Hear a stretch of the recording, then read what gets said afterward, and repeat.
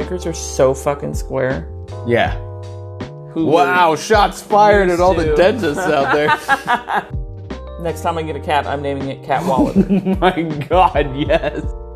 Well, wait, can't they still put another dead body in there then? Welcome to Can We Talk About, a weekly podcast where we dive into discussions on varying topics and find ourselves in different waters than where we started.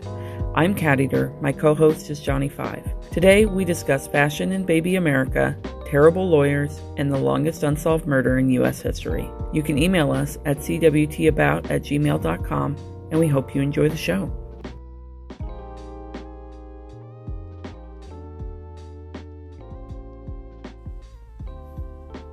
Hey. How you doing?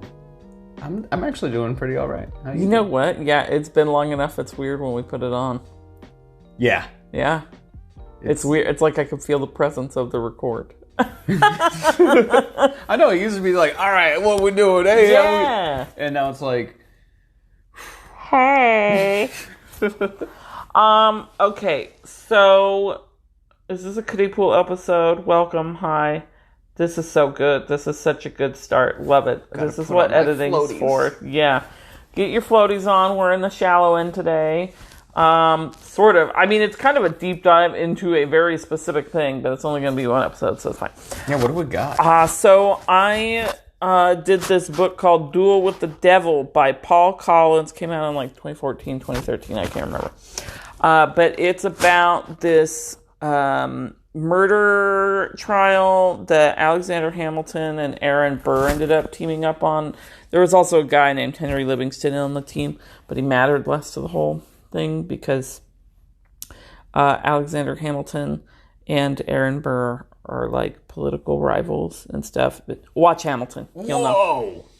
Murder, you said. No. Murder! So this is the first formally recorded murder trial in United States history. Okay. It's also America's longest running cold case. Seriously? They still don't know who the fuck did it? Correct. Okay, that's actually really cool. Yeah. I love that. Yeah. I didn't know that until afterwards, and I was like, this was a fucking sweet-ass find. Oh, okay. I thought you were about to say, this is a waste of fucking time. No, I was so excited. I was like, ooh, I'm 3/4 way through this book and haven't seen what happens at the end, and that's juicy. So juicy. Do we have, like, a good consensus? Like, do you have, like, an opinion of what the fuck happened? Yeah, so giving us 200 years' time, we were able to put a lot of information together, and there's a pretty good assumption of who it was. Okay. But, you know, in the moment of it all, nobody really put two and two together and thought about it, so. Cool. Or they just didn't care. I don't know. They were probably all like, I don't want to spend 2 full days in fucking court again. Because when they spend 2 whole days in court, they don't just spend like 8 hours or whatever. They fucking had to stay at the court, okay? Oh, God, they went by the law. Like they didn't get to leave. They were like, well, this is going to take forever, and it's really late, and the inn's already closed, but you guys can't go home or be around and talk to anybody else. You have to be sequestered, so Martha's going to have to bake a pie. Go to that room, go to this other room in the courthouse. We'll get you some cots. And they just like had to sleep there. Wow. And they were pissed, yeah. Yeah, I would be pissed too. Okay, so I'm going to give a little bit of background, not 3 hours worth of audiobook background, but a little bit of background. Hamilton is Alexander Hamilton. He was an important dude. People kind of know who he is, especially right now, because I don't remember how many months ago, but the Hamilton musical happened, and then they televised it and did all of that cool stuff, and it was great. If you haven't watched it, you really should. It is a spectacular musical. I don't know how nobody fucked up a single time rolling through that. Yeah. How nobody fucked up every fucking night for however many weeks they did it on Broadway, I don't fucking know. That's nuts. It's a complicated-ass musical, okay? I've only heard good things about it from people. I know that's one of the ones that you're supposed to watch when you get into musicals. Yeah, like the technicality involved. There's so many people doing so many different things on stage, and they're all doing it perfectly. That's pretty cool. It's really good. All right, So I'll anyways, have to take a look at that. And then story's fine, but it's true, so you learn something along the way. That's nice. I did not know that it was based on a true person. I didn't know. When you said Hamilton, I was like, I feel like he invented something because somebody always invented something. Well, he kind of did. He made a political party. Well, that's lame. That's not. So, he's actually kind of a dick. Yeah. If I'm being completely honest, he's kind of a dick. That's not how he's shown in the show, obviously. But my own personal opinion on Hamilton is that he's kind of a jackass. But I also think a bunch of old dudes in the olden times are jackasses. It'll be a lot of fun for me to watch it for the first time, knowing that he's a prick. Yeah, he's a prick. Like, you're not going to have any idea he's a prick while you're watching the damn thing, but he's a prick. Okay, cool. So Hamilton leads the Federalists, and Burr leads the Republicans. I'm going to explain what Federalists are a little bit, and then Republicans is going to be a lot more simple. Can I give... Yeah, what do you think? What do you think a Federalist is? Is it the people that were like, we don't want to be our own country. We want to be a part of the British flag. And so, get out of here? No, strike one. What about Republicans? They were like the Democrats? Yes. Okay, that's what I thought, yeah. In very simplified, short, everybody calm down. In a really, really simple way so that we don't have to spend 8 years discussing political parties and their views and how they've adapted over 250 years. Yeah. Federalists were kind of more what Republicans are now. They are separate still. Like, even when you're reading about them, they are separate. They are not the same. Okay. Federalists were traditionalist conservatism, basically philosophy focusing on moral principles that create natural laws, like everybody deserves to be alive, and if you kill somebody, you should die. That kind of stuff. Okay. They valued social connections and old school institutions over, quote, unquote, excessive individualism. Okay. So they wanted to keep the status quo, which is weird considering there barely was a status quo because we'd only been a country for 1776 to 1799. You do the math. Not very long. Right. But literally like 1798, 97 was so when like 20 years. The party was birthed. And then it died very shortly after that. But it was like the first actual collective party in the United States. Damn. Was the Federalists. And then Republicans in short, and I'm sure not enough detail. You know what? They weren't Democrats. And here's why I'm going to say that. Because Democrats, I feel, in our current climate, can no longer claim to be progressive. Correct. Republicans in 1799 were progressives. That's what I'll say. All right.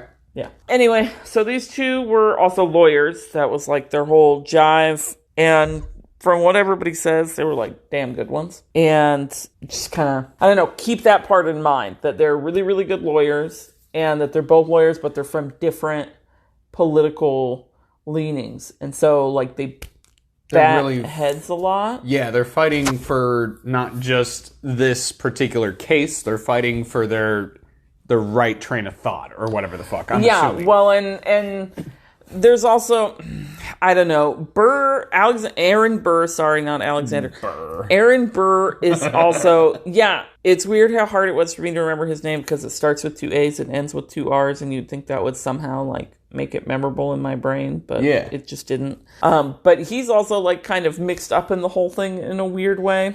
We'll get into it and then... Yeah. So, 1799. Ooh. It's December. We get to wear the fucking cowboy hats and all that stuff? I have no idea what they were wearing. I guess cowboy stuff was like 1800s. And Wild West was not yet. Yeah. That much I can tell you. So we're wearing wigs. We're wearing, everybody's got powdered hair. And women blue. actually didn't wear wigs as often as we think they did, but men did almost always. We're probably wearing blue so that way we're not red. I don't know about all of that, but I do know that New York was very Dutch influenced. And so they had, like, Dutch-style buildings and stuff. And then, like, Philadelphia had, like, bricks and shit. All right, I'm in the field. Yeah. It's December. Things are cold. They got through the summer. Yay. was hot and humid and full of sickness like it is every summer because they don't take care of their water or keep things clean and don't understand that mosquitoes carry diseases.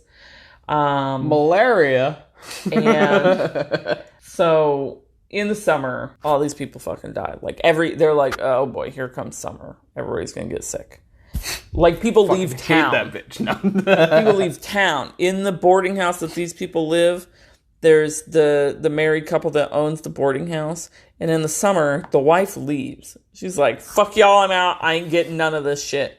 She fucking leaves while everybody gets sick from all the stuff and whatever. But at some point towards the end of summer, coming into fall, somebody's like, if you start doing different stuff with the water, you tend to not get sick as often. Like, he was like, let's have 5 people, for instance, do this with their water. Only 3 of them got sick instead or whatever. Hey. So numbers. Basically they figure out that if you keep the water moving, that helps a lot. Yay. Also, if you don't put dead things in it and tanning chemicals and smithy runoff and poop. All of that stuff, poop, and washing your dirty clothes in it, all that stuff. If you keep all of that stuff out of the water you're drinking and you keep it moving, it's gonna do a lot better for you. So cool. The guy who owns the boarding house, he's like, okay, I have an idea for, basically it's a water wheel,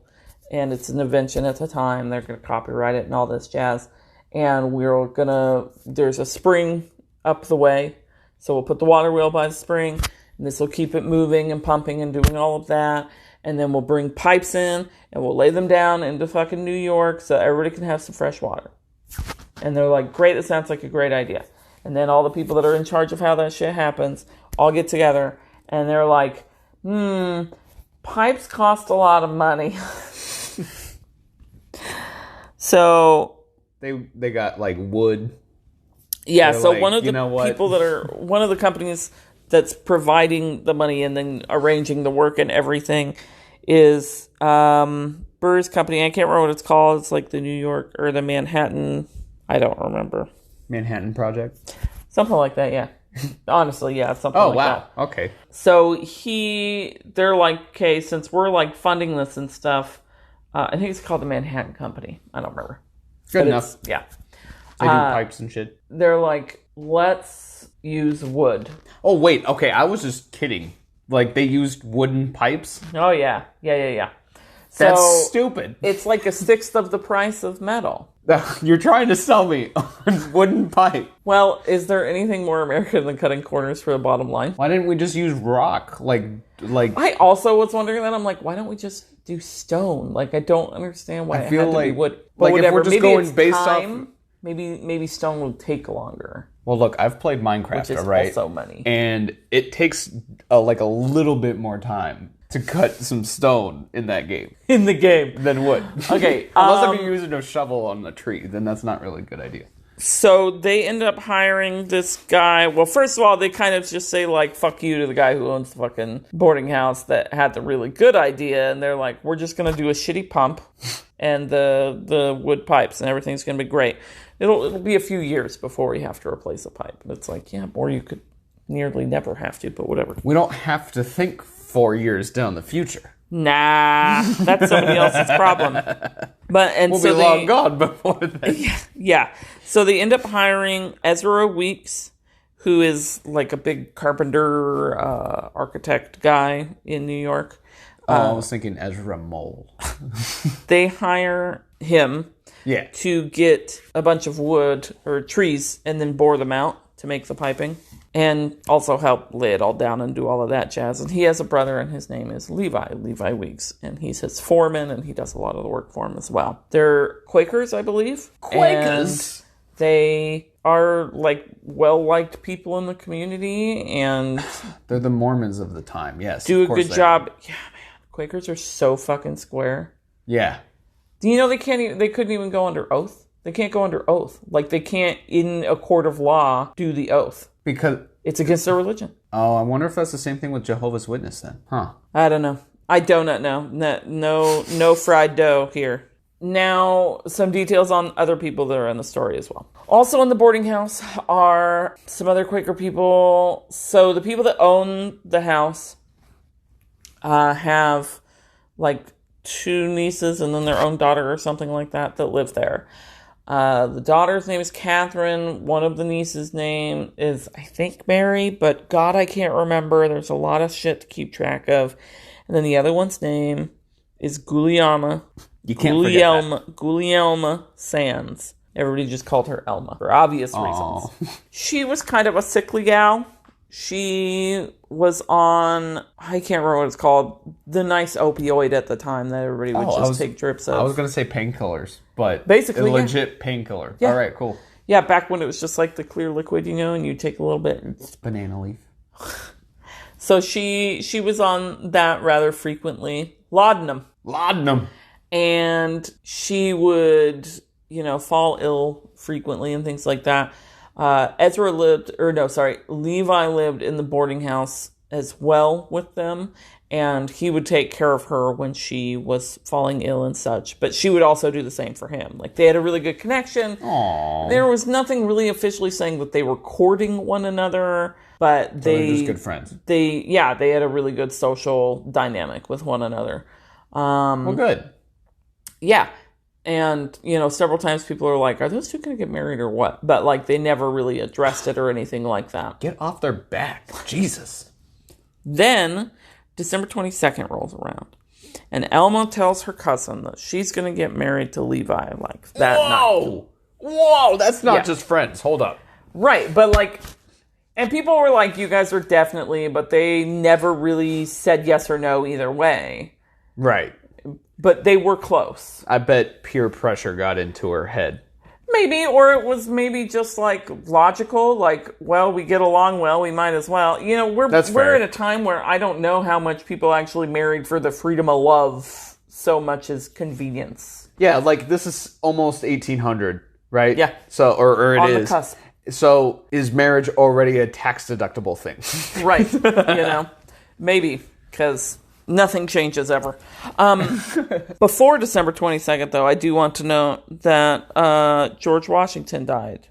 Oh, no. Like the week before or something. I don't care. Yeah. But George Washington, our first United States president, dies. And they have like a parade. It's not a parade, but it's the sad version of a parade for dead people. Okay. I said jamboree, but... It's a sad jamboree, too. Yeah. Everybody's out there. Everybody's out there doing the sad person dead thing. I don't know. Yeah. Whatever it is. Yeah. Levi's like doing work and whatnot, and at one point is like, maybe I should just try to chill. So he asks her if she wants to go out and do the thing. She's like, I've seen enough funeral processions in my life. I don't need to do that. Hey, you found it. Yeah, I got there. And he's like, okay.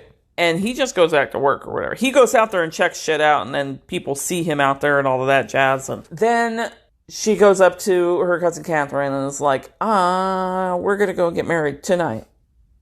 And I need to look nice. Do you know where a muff is? Because it's cold and I need my hands to be warm. Ooh. She was like, I don't know where any are. Go ask the neighbor. So the neighbor gave her a calico muff. I believe it was... Oh, no, wait. The dress was a calico dress. But she gives her a muff. That's a cat, right? Right. I'm not sure what the... What the style is? Yeah, I don't know what a calico dress is. My assumption was that it's, brown or black and orange and white. Yeah, I would think that. God, what if they were skinning cats to make dresses? That's just really Maybe that's sad. why I didn't look it up.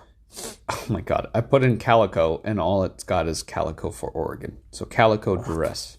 Yeah, it's a person. It's like a last name right now, I think. Oh, Calico. Is that what... So did I spell it wrong then? Yeah, you did. I don't think so. I'm guessing more on this scale. So it's kind of an A-line, and it has an apron, and it comes with a top... I can't remember what they called the hats, but yeah. Bonnet, bobbin, something like that. Yeah. Bobby. Anyway, so she's wearing that, and then she gets the muff thing from the neighbor, and she's like, great, I'll return it in the morning or whatever. She leaves. And then She gone. Like, nobody sees her the next day or anything.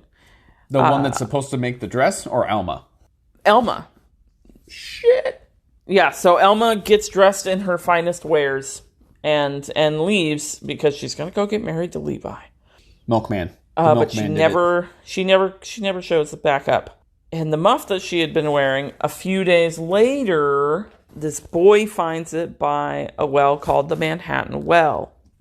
So before they had landed on the spring to supply the water, Burr had his company digging up wells and making wells so that they could use them. But it ended up being like a bad well because I guess you don't know until you dig it and find out if it's a good spot or not. Yeah. And so it was a bad well, so it was abandoned and they put boards on top of it and we're like, well, it's good. And just left it because it would cost money to take down. It would cost money to fill up the hole. Yep.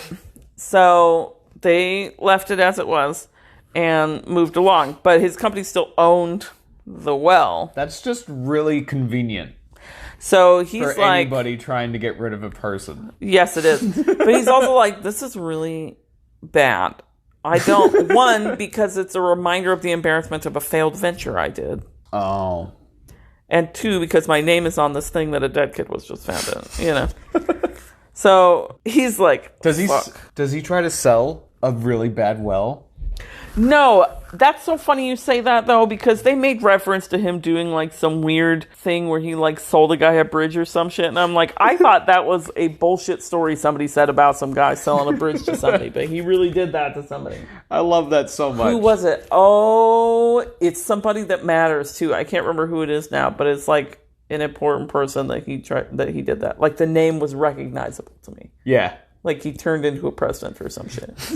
I love that. But so, yeah, he finds the muff by the Manhattan Well. So, meanwhile, Ezra and Levi and Elma's family and everything, they're like, what the fuck? Yeah. It's been like a week and a half. Can't fucking find her. Ain't seen nothing. Nobody said nothing. Nothing. She ran out into the tall grass. Well, at some point, somebody figured... Maybe she was fooling around with someone and they ran off to go get married or something because she's pregnant. Can't live with the fact that, yeah, okay, that's fair. Yeah, 1799, baby. Yeah. But they're like, she would have returned by now? We also never saw her with anybody besides Levi and he's here and not married to her. Like, what the fuck is going on? Why would, she just said that she wanted to marry this fuck. Yeah. And now she's, like, up and gone. Yeah. So that's kind of suspicious. Yes. Unless if it's a runaway bride before she even had the dress. Oh, my God. She had the dress. She put on her finest dress. Put on the muff and left. So... Oh, fair enough. Yeah. She had offhanded at one point been like, oh, I could just off myself by taking this whole bottle of laudanum or whatever. And so from that moment on, because Quakers don't talk like that. Oh, yeah, she's a Quaker. Levi, yeah. Okay, yeah. So all of this is very wild. Right. I can't really... I was like, I don't want to blame the victim. And then I was like, but you could also just, like, I don't know, if it's like a what's it called? What's that book? The Great Gatsby. It could be like that kind of style of like, oh, my stars and goblins. But no, that's definitely not. No, I'll tell you what, they did not talk like that because literal quote word for word is what was written down that I listened to. And no, they did not talk like that. It was dry. Yeah, I know it was. It was dry. But, some southern shit might be a little different. They've always had flavor. Mm-hmm. So he's worried that she, like, offed herself. Yeah.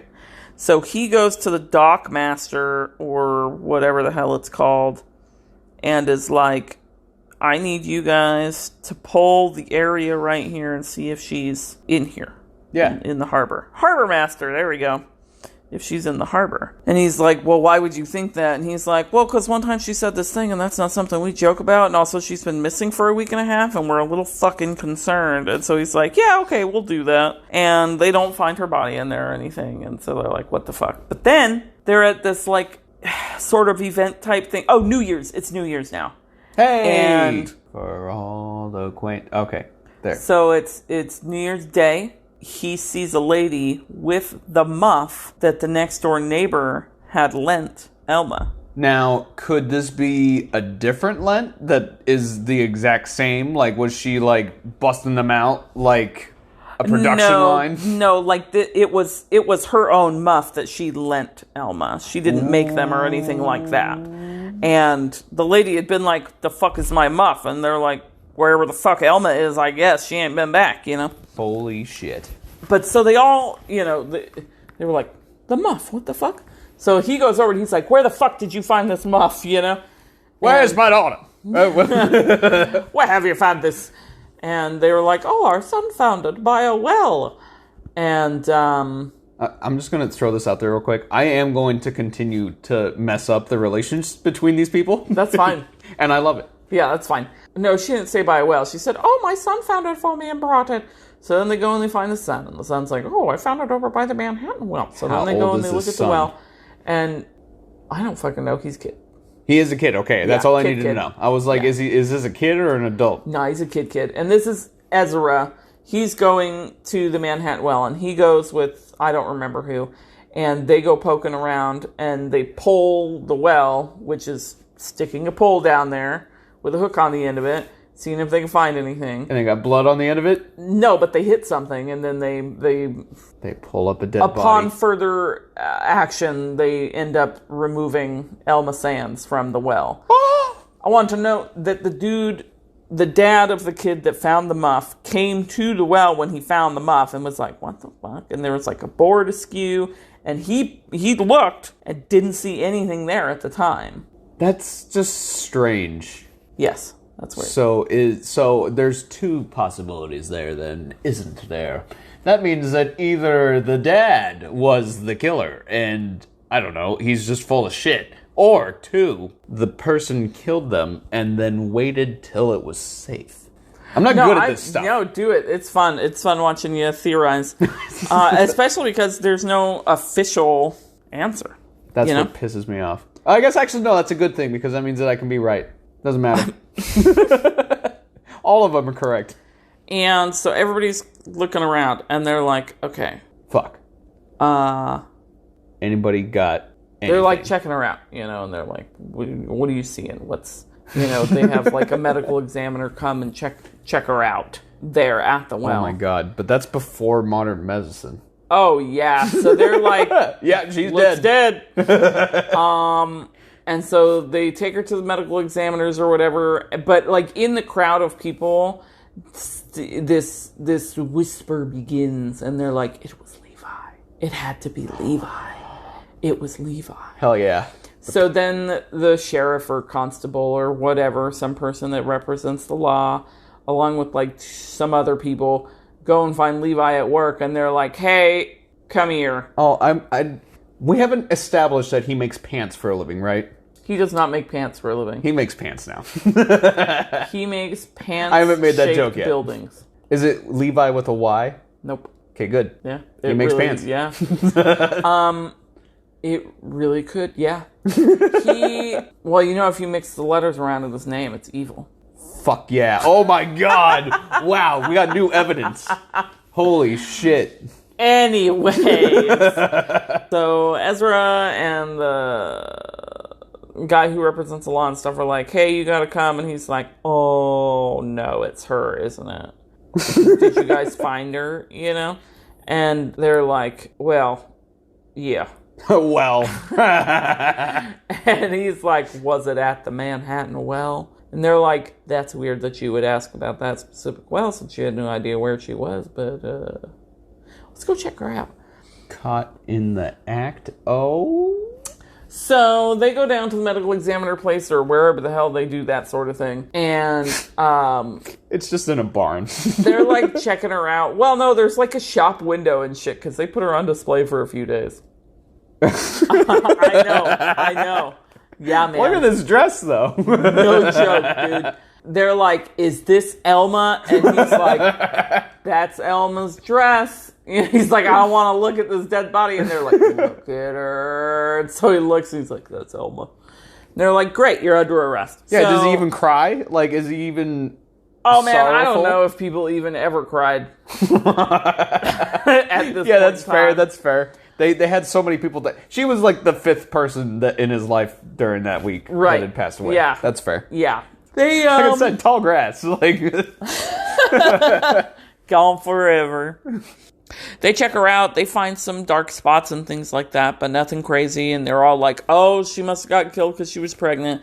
So they check to see if she's pregnant, and there's nothing that's apparently illustrating that she is pregnant. And they do all the cutty open stuff and all that stuff, and they don't find any apparent anything. There's a little bit of water in her lungs, but not enough to illustrate like a violent drowning. You know? Yeah. Well, because the well was like empty. Well, there was like 6 feet of muddy water. Oh, okay, that's enough. Okay, never mind. Yeah. They do at some point have some medical person up on the stand who's arguing about how it doesn't take very much water to drown. So, well, then we did know some shit back then. Good. Well, yeah, I mean, babies existed, so I'm sure plenty of them were drowning in not very much water at all until people figured out that babies drown. So they indict him, which is basically officially accusing him of murder, and they get the Assistant Attorney General of New York. Are you ready? Is it a good name? It's so good. I'm ready. Cadwallader David Colden. Oh my god. Isn't that awesome? Cadwallader? Cadwallader. Next time I get a cat, I'm naming it Catwallader. Oh my god, yes. Is that not fucking gold? I was so happy. I really love that name so much. Colden. Of course they had to... Oh, that's so good. Cadwallader David Colden. It's like he invented cauliflower. It's so good. It's a fantastic name. He eventually becomes mayor of New York. Of course he does. That's with a name like that. Vote Cadwallader Colden today. Oh, yeah. I'm so giddy. Yeah, it comes that. off the tongue, It's a good one. I was like, damn, if I had another kid. So the trial happens on March 31st. And this cat, dude, oh my God, he spends the entire first day bringing in witness after witness after witness after witness after witness after witness. I'm going to keep going just to illustrate. After witness, after witness, after witness. Of what? After witness. Nobody saw the person die. Dude, of like nothing, okay? Like one person saw who they think was Elma on a carriage with 2 other people. Somebody saw a horse that didn't have any bells on it, which is like driving without your headlights on in the dark. Yeah. I was there when you guys showed Levi the dead body, and he said yes. Right. Some people saw a tassel by the well. Some people heard a noise that was then very quickly cut off. Some people saw him, but only at certain times, or saw him at certain locations. Like, none of them really could, none of them had anything solid. It wasn't substantial. Yeah, there was nothing substantial there. It was all these little pieces of crap. I want to know how long this guy had been a lawyer or whatever the fuck, attorney. Assistant Attorney General. That's ridiculous. That just means that he's just like, okay, I'm trying not to get fired. So I'm going to just make it look like I know what I'm doing. And he clearly doesn't know what he's doing. You know how some people are just born to do something and some people just aren't born to do that thing? Yeah. He's just not born to do that thing, because when the last third of the book that could have ended 5 different times does go into him too, and how in the midst of other things, just side mentions like 2 other big cases that he loses. And I'm like, this guy's not a good lawyer, man. Yeah, he's just not good. No. Well, that's frustrating. It just sounds like a group of friends that decided to we're going to make our own murder mystery thing or whatever the fuck. And then one of the guys or one of the people out there is just like, you know what? I'm going to be the show. This is my show. This is mine now. It's like, you suck. He also gets the 2 people that own the boarding house to testify, and they're like, oh, we heard them sleeping together all the time, and this, that, and the other thing. They were asking about the blacksmith that's next door that they share a wall with. They were talking about how you can't hear anything through those walls, so there's no way that the blacksmith could have witnessed anything. Did they take an adventure to the room to see if it worked? No, but they end up bringing the blacksmith on the stand. Oh, the defense does. Ooh. The defense does. I didn't even know there was a defense at this point. I just thought... Yeah, sorry. So the defense team is Aaron Burr, Alexander Hamilton, who we're going to call Hammy, and that other guy who doesn't matter, but does matter to somebody, Henry Livingston. He ends up becoming a really good lawyer, too. Well, good. But so all three of them are choice lawyers. Nice. And they're choice in different ways, because Hammy's got, like, the show boat thing going for him. Yeah. And then Burr is like slow and calculated and makes sure that he is using the best words for the job. Right. And real quick, is Aaron Burr, is he the Federalist or is he the Republican? Oh, he's the Republican. Okay. And Burr the Republicans. Yep. Sweet. Okay, so the trial happens on March 31st. And he does all that stuff. And then it ends up being like 2 or 3 a.m. by the time somebody's like, okay, I can't do this anymore. It's time to go night-night. You know? Oh, meanwhile, he's got these people, you know, rolling on the stand. All Burr and Hammy do is be like, excuse me, can you confirm that thing you just said? Okay. Just wondering, did you hear anything specific? No. Okay, cool. What day was it on? It was March 2nd. Oh, they didn't talk like that. Not a single one of them did dates. No? Days of the weeks is all they did. It was a fortnight ago, Tuesday. Tuesday? All right, thank you. The murder took place on Sunday, though. Fuck. Right? Like, just little things like that. Like, very simple. And he'd be like, well, then I must be mistaken. And then he'd be like, all right, that's all. Just wanted to confirm. Yeah, I still matter. That's, you know, what the idea of like, I saw some shit and it made a difference. Yeah. So they would just very small ask these confirming things that matter later. But yeah, so, you know, 2 a.m. rolls around and they're like, okay, we need to sleep. And the judge is like, I'm ready to keep rolling. And then he kind of looks over at the people that are on the jury and he's like, oh, but they're not. Okay. Y'all can't leave. All the ends are closed because it's 2 a.m. or 3 or 4, I don't know. You're going to have to stay here because you can't leave and go talk to people and have them influence you and shit. And they're like, oh, no. Fuck.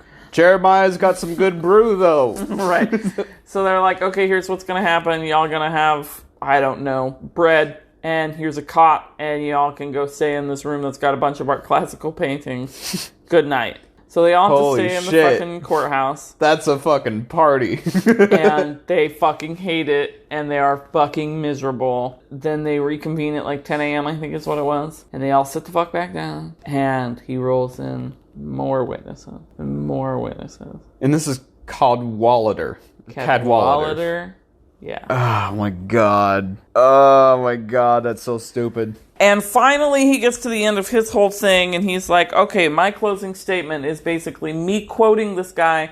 Okay, so lawyers do this thing when they're trying to do something kind of wild in court. And they'll be like, I'm going to cite something that's previously been done in court. Right. So that it sets precedence. And that's what he does. He pulls out this old case from this guy who, it explained who it was, but I don't give a shit. Some other lawyer before him. Right. Who had done something with like harbor fraud or some shit. But he was able to use only circumstantial evidence to get a guilty verdict on the person for the fraud. And so basically the quote is, circumstantial evidence is enough to convict on. Wow. That's heavy shit.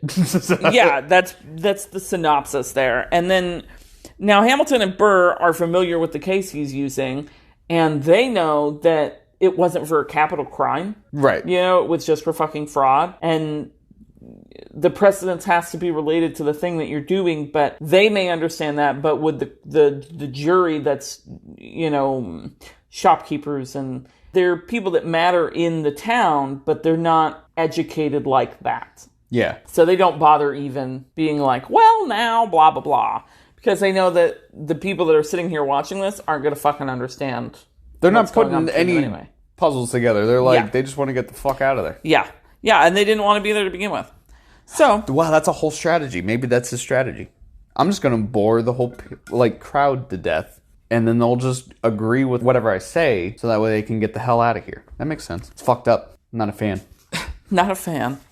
So then it's Hammy and Burr's turn to do their whole thing. And they bring up some other witnesses, but they also note the inaccuracies in other people's testimonies. They bring up a witness and ask them a different set of questions that's like basically the same thing, but from a different purview, and it like tricks them, and they end up contradicting their own fucking testimony. Oh, wow. And so some of them get tossed out like that. The doctor that CatEaterr had used for his testimony on the girl being choked to death and then thrown down the well was actually a dentist who studied doctor stuff. Well, yeah, I think that's common, right? Yes. And he's a respected individual, including as a doctor, but he fixed my teeth. In all actuality, he was a dentist that did other things. They got 2 real doctors who wow, shots fired at all the dentists out there. Who were used to dealing with dead people and things like that. And one of them had been involved in like writing the entire collection of human knowledge on medical shit that up to that point in time. And they were like, because of the fact that it was like a week and a half before anybody even found her body, and then another like 4 days before we got to it, it means this body was decaying in water for a week and a half and then decaying out of water for another half of a week. So 2 weeks total of decay before we even got to it. It's really hard to be able to tell what anything was. And when you have small injuries, even if it's just like the slightest bruise that you don't even notice on your own skin, when you die, that shit fucking decays and turns dark. So it just like burns off, basically. Right. So something that's dark on your skin in spots around your neck may not have been someone suffocating you, or things like that. And right, then it's just your body decaying at some point. Yeah, and then she had scrapes on her head and on her hands that CatEaterr had attempted to make it seem like was from the struggle. And they were like, she was in a fucking stone well, bruh. So they made the other doctor look like a jackass and then called him up.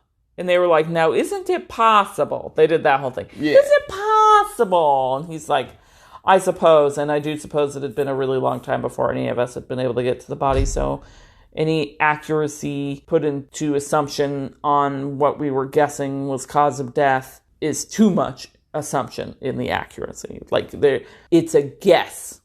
Right. But before it was, this is what we think. So he got him to admit, So he ended up having a backwalk. Dismantle the whole fucking... That's pretty much what happens, is they dismantle a bunch of shit, and then they have witnesses of him for almost the entire night. Like, there's 10 minutes of the night that's not accounted for where Levi is that night. So basically, they're like, okay, so you think this guy ran a mile to a house where people, at a whole party's worth of people, seen him, then to Elma's place to pick her up and take her to the well, then killed her at the well, then threw her into the well, and then ran back to where he started without breaking a sweat or getting winded or otherwise looking disheveled in any fashion in 10 to 20 minutes. That's what you think. Oh, dude, let's fucking time it. No. We've been working out all the time. No. Now. Wow. Yeah, that is nuts. Yeah. Now, they were playing on this thing that is kind of fresh. The whole guilty beyond a reasonable doubt thing that we do now wasn't a thing like it is now. It wasn't a standard at the time. Okay. But it was kind of emerging at that time. Probably based off of how ridiculous this case is going. So they do try and use that concept because it's a capital case. So they're like, you're condemning a man to death. You need to make sure that you have no doubt in your mind that he killed this woman. Yeah, fair. And it's 2 a.m. by the time they wrap up with all the people and all that jazz. And oh my God. They're like, oh my fucking God, we need to sleep again. And the judge is like, well, you can't leave still. And they were like, don't make us fucking sleep here. And I swear to God, don't give me the fucking bread.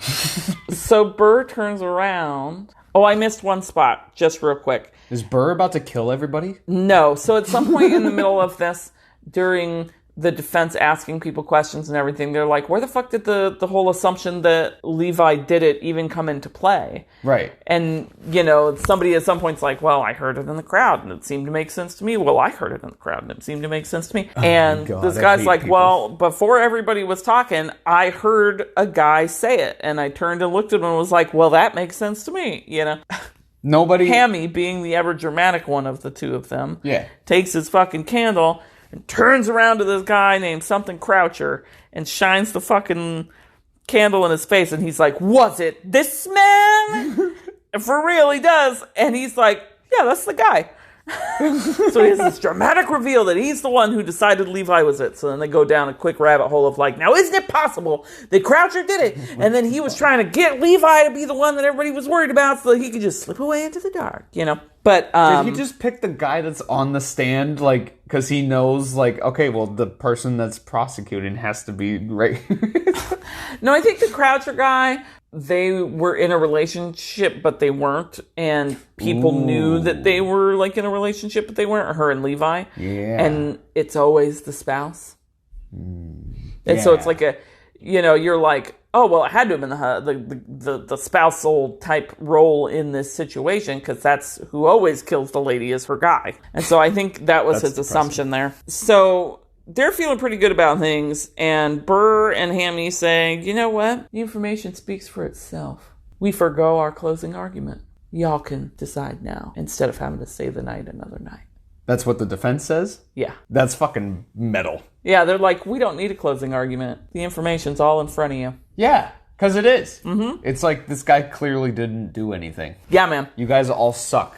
So the judge is like, okay, here's the deal. You guys are going to get to do that, but I need you to know a couple of things. One, you are talking about a capital case right now. You need to make sure, because religion is still, I say still as if it's not right now, because nothing changes. Yeah.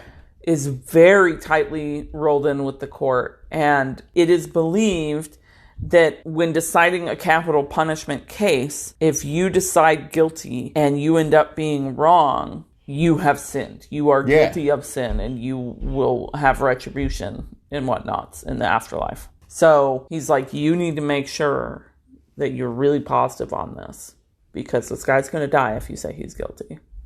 Also, and you're going to go to hell if you're wrong. Right. Also, me, the bailiff guy or whatever, and the recorder guy or whatever the hell he is, don't think there's enough evidence here to consider him guilty. Now go decide. Well, then that's they go like, step outside. I know, like he basically told them what to do. Yeah. But it really didn't fucking matter. They walk outside, and there's a few different accounts from the people that were there. Some of them were like, it was less than 2 minutes. Some people were like, it was less than 5. But the longest amount of time anybody says, oh man, I hit the mic when I did that. The longest amount of time anybody says it took for them to decide was less than 10 minutes. So they walked the fuck out there. They were like, I'm fucking tired. This is what I think. I'm fucking tired. This is what I think. I've been here too fucking long. This is what I think. You know, like they all were just like, boom, great, unanimous, let's go. So they all go back the fuck in there. They get a fucking... It really doesn't matter at that point, right? Yeah, okay, let's just like say... they don't care. They're exhausted. Because I don't know what the verdict is, but I'm assuming that they probably went with, like, the logical choice. But don't tell me yet, because I want to keep that as a thing. Even if it was guilty, if it was, like, 5 of them guilty and 4 or 2 or whatever the fuck... You don't need to convince them, right? There's no convince. You're just like, all right, well, we're going to go with that because fuck this place. Right. Well, and one person was like, if I had been on there, it wouldn't have fucking mattered. I would have held the fuck out with my verdict. Well, thank God you weren't. Thank God you weren't, because they all would have killed you. Somebody would have been like, let's fucking duel, you know? Right. But so they go back in and they all sit the fuck down, and like a carpenter or something, I don't remember. Somebody with a humble Your Honor comes up and he's like, all right, here's the deal. We all think he's not guilty. And they're like, great. You know? But the people in the courtroom, like it becomes uproarious. Like he has to bring order to the court. Yeah. Like people are pissed. Because people that haven't been there the whole time like they have still believe it was him, because they haven't listened to everything. Right. They pull out their 6 shooters. I want to fucking Well, yeah. And I mean, even nowadays, even in the 90s, once society has decided on something, it doesn't matter what the court decides. No, yeah. It doesn't fucking matter. This is the truth as we see it. And that's that. Sorry, I keep bringing it to old Western shit. I don't think they had 6-shooters. All right? They probably had, like, lassos and pitchforks. Well, they had guns. Yeah, but I don't know if it was 6-shooters. Probably like not. It was probably revolvers the are not. Yeah, muskets. Yeah.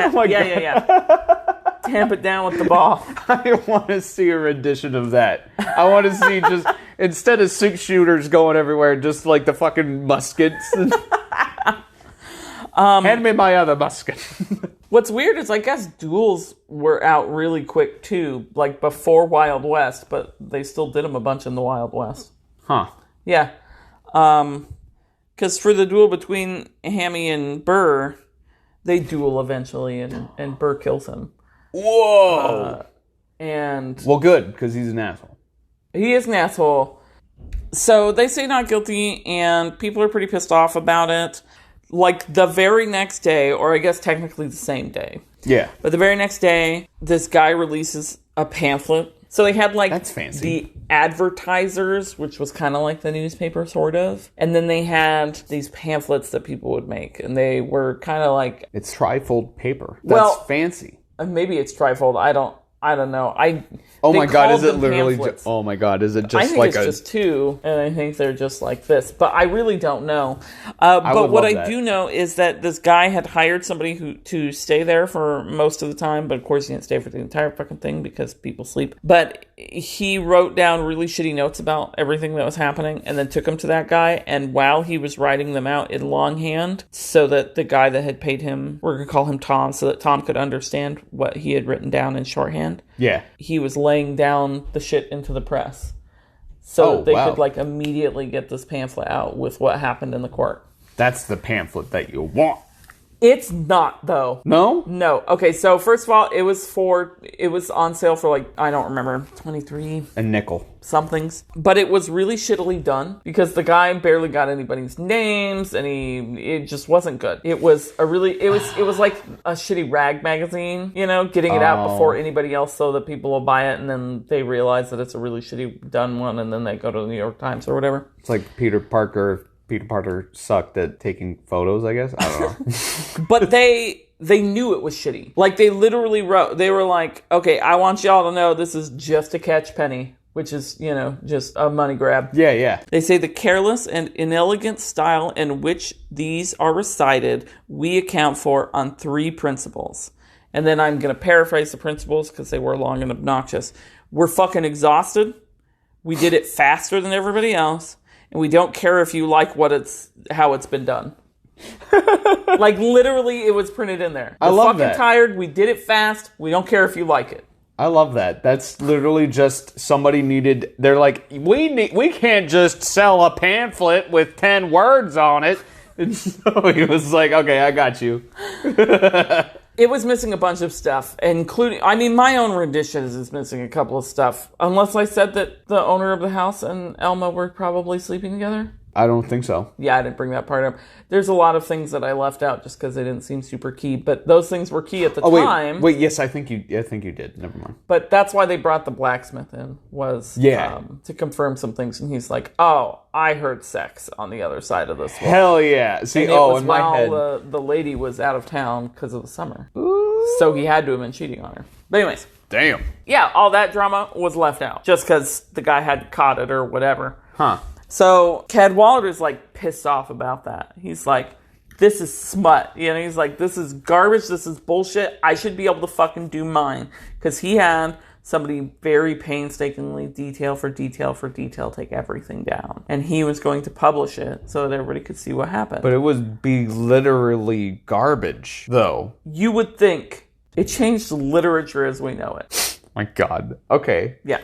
But he gets all pissed off about this, and he's like, that's bullshit. So he goes to the advertiser guy. Yeah. And he's like, I want to take out an advertisement, which weren't always just, come buy this shit or whatever. He goes to the advertisement guy. He's like, all right, cool. What do you want to say? This guy's fucking garbage. He wrote a shitty fucking thing. Just wait 4 days, and I'll have mine out. And this guy, same day before it goes to print, hears that Cadwallader went and got that ad done. So Tom goes in and he gets an ad under Cadwallader's ad, and he's like, fuck, you're trying to be accurate bullshit.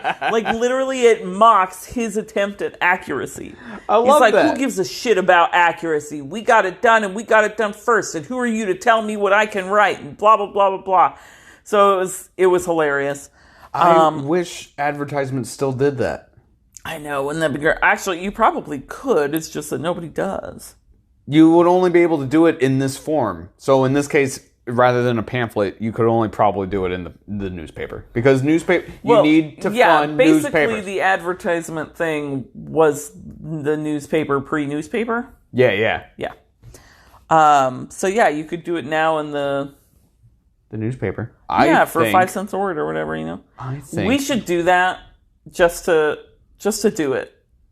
Oh, like, yeah. I should post one, and you should do one, and we should like arrange it so that it'll be in the same paper, and make it look like two people are fighting passively in there. Fuck yeah. Somebody somewhere reads those, and we'll get a kick out of it. Hell yeah. We'll make somebody and that's say. the whole thing. Man, whimsy. Yeah. But also, Cadwallader, by doing that, announced that everybody else had 4 days to get their versions of the fucking shit out before he got his completely accurate, unfettered with one out. So that wasn't brilliant of him. No. So everybody raced, and he was like the last one out of the fucking docket getting that shit published. As for the Alma Sands murder, they never figured out who killed her. She fell. No. But there's this guy who lived at the same boarding house who seems to be pretty good and obvious explanation fit. Okay. Or subject? I don't remember. It's Croucher is who they think it was now, looking back. The guy that pointed the finger? Yeah, the one that said Levi did it. Of course he did. Of course that's the dude. Give me the deets. He had briefly been placed under suspicion at the trial because he had been the one to put Levi under scrutiny. But other than that, they moved right on past him. Didn't give a shit. Yeah, it was dramatic foreplay by Hamilton. You know what I mean? Like, it wasn't... Well, clearly from a guy that's like, I'm not gonna give you the chance to shoot me. Like, that was a asshole. wonderful voice. Yes. hate That that wasn't sarcastic. I really loved that. That was good. It's Archibald. It's Archibald is what that voice is. I really enjoyed it, though. It was quality shit. But so he had previously lived in London and had like become increasingly violent at the people around him. And at some point, he was running through. He like stole these 12-shilling boots and was running away. But he looked so dapper while he was doing it that people like let him go because they were like, clearly people can't be yelling after this man. He looks too fancy. And God, he just sounds like an asshole that just goes to Europe and then backpacks and then comes back. Well, and he was like, from Europe. Well, look at me, I'm a. That's where it was from. Oh, so he came to the new world and was upset that it's not as cool as the old world. No, he was already losing his fucking shit in London. Like, I don't know what was wrong with him, but like he was getting increasingly violent, and then he tried to steal the boots. Well, he did steal the boots. And then they held a trial and everything, and they decided that he was guilty of stealing the boots, but that he had lost his fucking rocker. And they were going to put him in an asylum. Yeah. But he was gone. He gone. So he they just were hopped like, on a train when they were okay, like, bye. And he rode over on a boat to the United States and took up in New York and was at the boarding house and doing all of that shit. And then he was being an upstanding dude and doing all of that shit. And so nobody had any idea what had happened over in London. But it was like 1 month, maybe 3 months, I don't remember. After Elma's case and everything gets closed, he's getting married to this lady. And so he's going to be moving out of the boarding house that he had been living in with Levi and Alma and all of that. And the lady that he's marrying has a 13-year-old daughter. And he basically ends up roping the stepdaughter into going to the boarding house to help him clean up the room that he's moving out of. Because that's what you do. Yeah. And she's like, well, fuck, I can't really say no, I'm the fucking kid here. So they get there and it's already dark, which, like, manage your time better. So he tells her to go to the serving girl quarters to stay the night there. And then they can get to work cleaning the room and everything in the morning. And he shows her where the room is. And she goes into the room and then he follows behind her and locks the door and grabs her and says, if you scream, you'll end up just like poor Elma. And then he rapes her, like, bad. The following weeks, He whips her and calls her a whore and pushes her out of doors. Just, mistreatment as a motherfucker. Just pushes her out of doors. Just, God, what a dick. Finally, she ends up telling somebody what happened, and then they take him to court and find him guilty of the rape, which puts him as a life sentence in jail. Still somehow, even though he's a very obvious pick here, either everyone had moved on from the Elma thing, even though it had only been a few months. Well, yeah, so many people have died since then. Well, yeah, I think there was elections between then and then, and, so...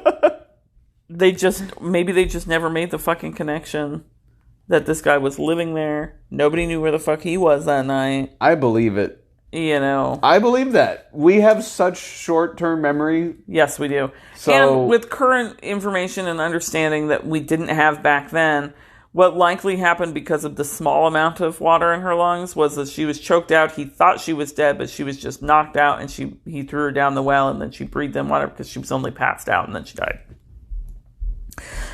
A lot of people think that Aaron Burr and Alexander Hamilton knew it was him, and that's why they kind of swung the suspicion that way. I think I've heard that theory. But their job wasn't to solve the fucking crime. Their job was to get their defendant off not guilty, and they did that, and so they moved the fuck on. What's your take? What do you think?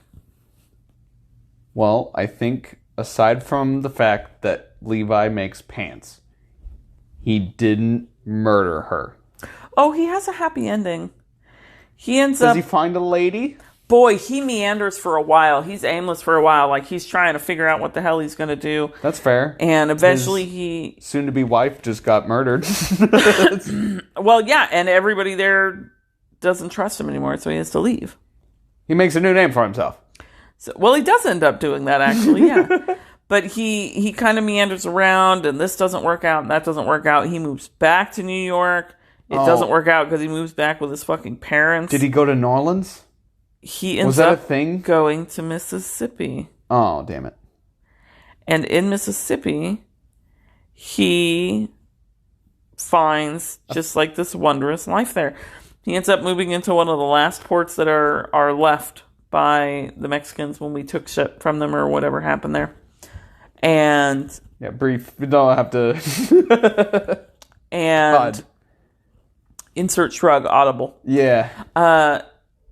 He is like the only architect down there, and so they're like, okay, build this mansion for somebody. And he builds this mansion, and it's like really beautiful and pretty, and it's got like technical shit. Like he did a spiral staircase, which are like nearly impossible things to build. Like Juan's told me about it. He's like, those things, no.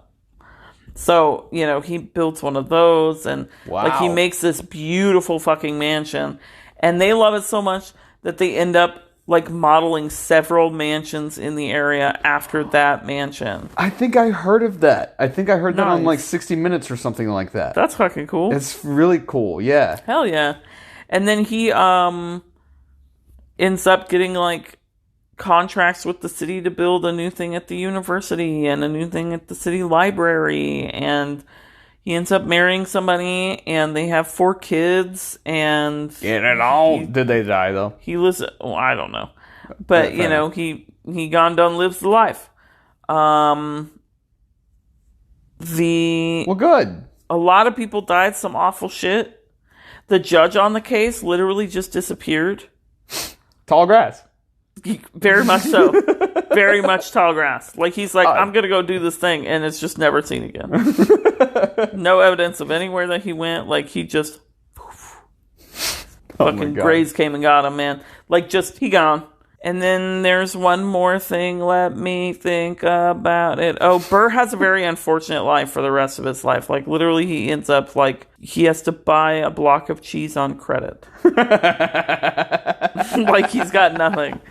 Like, he becomes... Well, first he goes big. He ends up becoming vice president. Wow. And then everybody decides they hate his fucking guts, dude. Hate his fucking guts. The president goes for a second election, but picks a different vice president. Wow. Who was it? I don't remember. But fucking hates him. Damn. They all hate him. He tries to go back to his hometown in New York. They fucking hate him. Well, if it's the second So that means it was Andrew Jackson, I think, is the second. I don't know. Something like that. Oh, you mean the president? It was Jefferson. Oh, okay. Yeah. All right. Well, meh. Yeah. I thought you meant the vice president that replaces him. I'm like, I don't fucking know. No. There really is one more thing, and I'm trying really hard to remember it. Give me a minute. Oh, the well! Yeah, what happened to the well? Abso-fucking-lutely nothing. It's still there. It's in the basement of a bistro right now. Oh my god. They built around the bitch. Of course they did. Did they at least fill it? No. It's a tripping hazard. Well, I mean, it's not just like flat on the fucking floor. Like, right. It's still, but wells aren't that high, right? Like the stone around it isn't really that fucking high. No, bro, listen. I mean, I guess they technically built over it at some point. They just keep like refinding it. Damn it. That's just another place we have to go when I fucking retire, that I have to get a picture taken. Or when we get famous and we get to go on tour. Oh, okay. That's a lot safer than I was expecting. So yeah, they it's like the probably whole size of the wall. They probably, if it's in the basement, then they probably dug down. So that's like, unless if it already is that tall. I just can't imagine it would. That's metal. That's cool. Yeah, there was a dead lady in there. Well, wait, can't they still put another dead body in there then? They certainly could. I don't see why not. Except it is a working business, so they notice pretty quick, I think. Yeah, but what if it's a part of the business? Dead bodies? Yeah, like it's a mafia Great, bistro. they make it a kiln, and they just get rid of bodies down there. Yeah. Oh my god. Oh, that's a movie. But like before the bistro, which is the current setup, there was a lady that was just like gardening, and Duggan was like, what the fuck is this? And refound the well. You know, like they've built over it several times, and it gets refound. Like I said, the way that looked, it's like, okay, so clearly it's this, you said it's basement, so yeah. that's why it's above your head. Yeah. But it is clearly not all the way to the ceiling. Yeah. So it's like maybe a couple feet from it. It's like, oh, yeah, you could easily just have some dirt over that. Oh my god, that'd be nuts to just fall into a well that's already been covered. That's horrific. Yeah, that's just kind of, I don't know. That's a nightmare. Thank you for that. Why don't you know what? Never mind. They don't give a fuck. They probably filled it at like, where their floor is or whatever.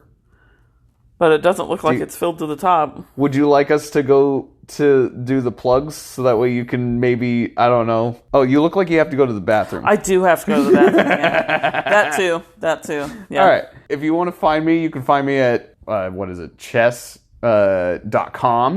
and Reddit on I am the Johnny5. There we go. This is brutal. And then if you want to find me on Lee Chess and Twitch, you can find me at XXX Johnny5 XXX. Boom, where can they find you? You can find me at CatEaterr on all sorts of things. It's been a while. CatEaterr, or the real CatEaterr, spelled the same, on stuff. Also, we now have a Twitter, and it's CWT about. Yeah, I think that's it. Tweet. Tweet.